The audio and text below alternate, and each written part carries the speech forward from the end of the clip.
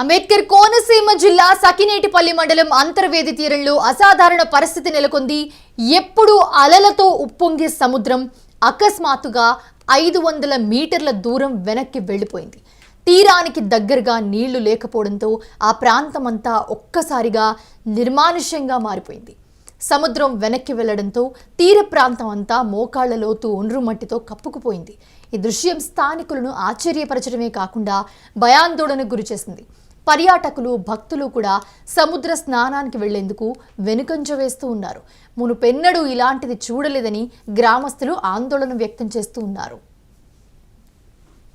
జీవితంలో కనీ విని ఎరగలేము. మేము ఇక్కడే పుట్టాము, ఇక్కడే పెరిగాము, కానీ ఎప్పుడు కూడా ఈ విధమైన రాగిడితో మోకాళ్ళ లోతు పైనే మరి ఇక్కడ ఇలాగా వేయటం, ఈ సముద్రం ఎంత నిమ్మలంగా అయిపోవటం చాలా విచిత్రకరంగా ఉంది. సముద్రం చాలా వెనక్కి వెళ్ళిపోయింది. మరి దీని గురించి రాబోయే రోజుల్లో ఏం జరుగుతుందని భయక్రాంతులమై ఉన్నాం. చూడండి ఫ్రెండ్స్, ఎంత లోతుగా ఉందో. కొంచెం లోనికి వెళ్తే ఏం ప్రమాదం జరుగుతుందని మరి మేము వెళ్ళలేదు. ఓకే ఫ్రెండ్స్, ఇది అంతర్వేది దేవస్థానం పుణ్యక్షేత్రంలో బంగాళాఖాతం.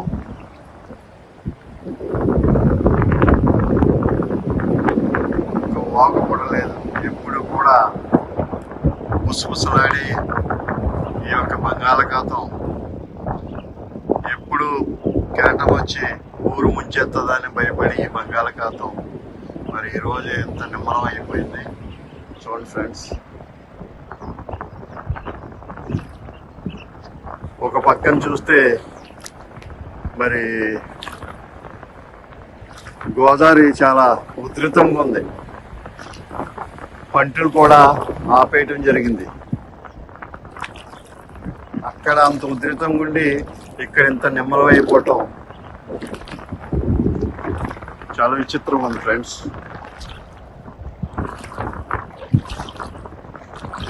Thank you.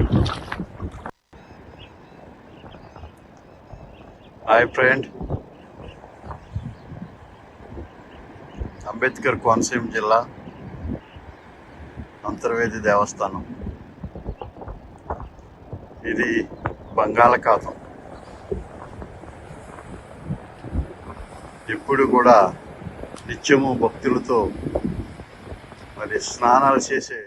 అయితే గ్రామస్తుల్లో కొందరు ఇలాంటి పరిస్థితులు సాధారణంగా సునామీ రాకముందే కనిపిస్తాయని అంటున్నారు. అయితే సముద్రం ఒక్కసారిగా వెనక్కి వెళ్ళిపోవడం ఎలాంటి ప్రమాదానికి సంకేతమా అని వాళ్ళంతా కూడా భయపడుతూ ఉన్నారు. ఎందుకు ఇలా జరుగుతుంది, ఎందుకు ఎప్పుడూ లేనిది ఇన్నేళ్లలో సముద్రం ఇంత వెనక్కి వెళ్ళిపోయింది, ఏదైనా ప్రమాదం రాబోతుందా అని చెప్పి వాళ్ళు భయపడుతున్న పరిస్థితి మనం చూస్తున్నాము. అకస్మాత్తుగా సముద్రం ఎడారిలా మారిపోవడం వారి ఆందోళనను మరింత పెంచేసిందని చెప్పుకోవాలి. స్థానికుల జ్ఞాపకాల ప్రకారం ఇంతకు ముందు కూడా సముద్రం కొన్ని మీటర్ల మేర వెనక్కి వెళ్ళిన సందర్భాలు ఉన్నాయి, కానీ అవి ఎక్కువగా ఇసుక మేటల కారణంగా జరిగేవి. ఈసారి మాత్రం పరిస్థితి విస్తృతంగా ఉండటంతో భయం ఎక్కువైందని చెప్తున్నారు. ఒండ్రుమట్టి బయటపడడంతో చుట్టుపక్కల గ్రామాల ప్రజలు ఇంకా ఆందోళనలో ఉన్నారు. అయితే అంతర్వేది సముద్ర తీరానికి పర్యాటకులు, భక్తులు పెద్ద సంఖ్యలో వస్తూ ఉంటారు. సో సముద్రం వెనక్కి వెళ్ళడం, తీర ప్రాంతం ఎడారిలా మారిపోవడం కారణంగా పర్యాటకులు సముద్ర స్నానం చేయడానికి వెనకడుగు వేస్తూ ఉన్నారు.